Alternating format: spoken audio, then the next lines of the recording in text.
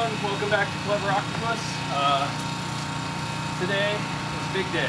We're going to start sanding the outside of the hull, and to do that, I've got some volunteers. So we've got Karen and Joe. They live just up the road in the marina here, and I don't know why, but they volunteered to come by and torture themselves by sanding. So we're gonna start up here on the outside of the hull and just try and work our way back. It's not gonna be all that interesting to watch, so I'll just give you some sneak peeks as we go. Before we start sanding down the hull of the boat, I wanted to measure the water line.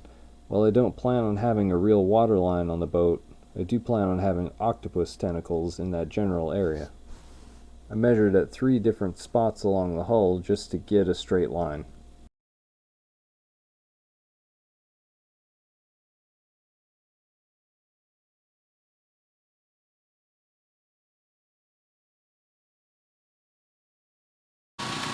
So, one of the bigger projects that I have to do, maybe it's not so big, I don't really know. I need to get the prop shaft out of here, which means, yeah, of course I gotta get the rudder off of here.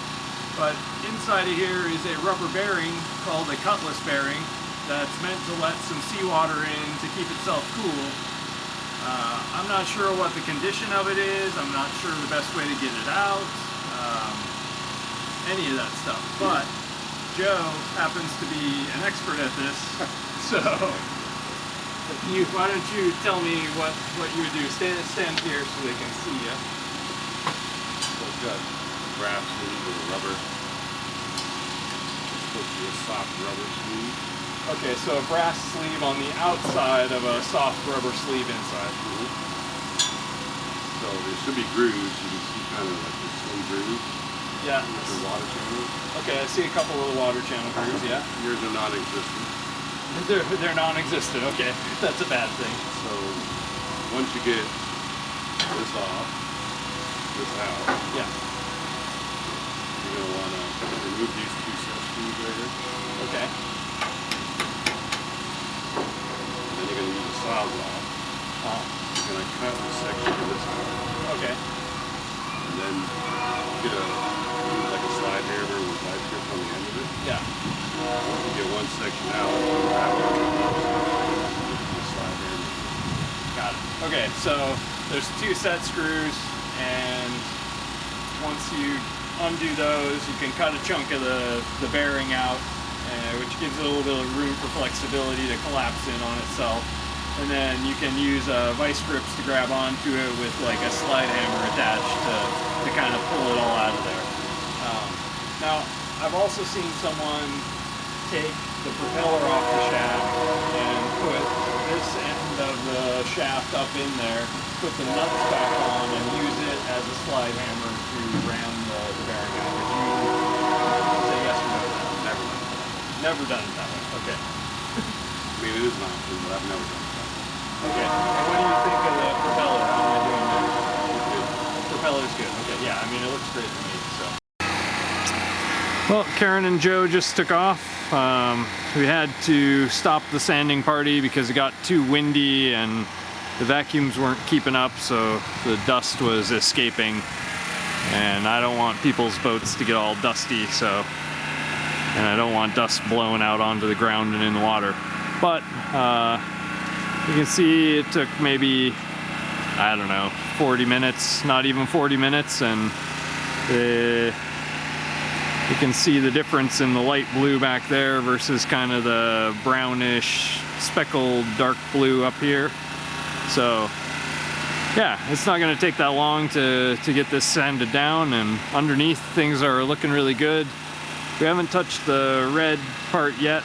I'm going to use a much lighter sandpaper on that because it's in very good condition, and we're just going to scuff it up a little bit rather than trying to take. I'm dressed in my finest sail life costume for what Matt would call glorious sanding, or what I call horrible torture. If you hate sanding as much as I do, don't buy a sailboat or any kind of boat, because you will do a lot of sanding. And and I have 44 feet of sanding to get done. So let's just get to it.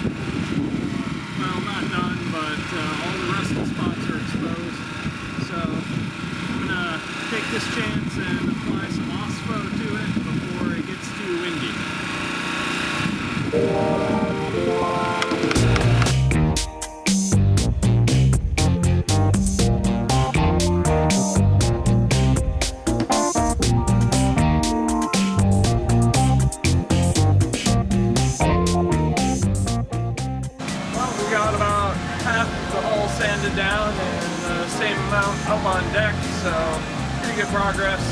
The rain's been coming in and kind of slowing things down, but that's the way it goes. Let's have a look upstairs. Here's the general state of the deck. We got OSPO sprayed on it, and it's been rinsed off by some rainwater. Put some more things back up here to store them again. So this is pretty close to the finish that it's gonna have before I start painting. There's some rough edges around the filler, the fairing compound there. Like this one right here, you can see it's kind of lifting up from the deck. So I gotta go through and sand those to make sure that none of it's peeling away or we'll get rusty spots. But yeah, we're doing good. So hope you enjoyed another episode, and I'm sorry it was just mostly sanding, but that's how it goes. I mean, it's a lot of paint to remove, and the paint is in the way of doing anything else. So I'll see you next time.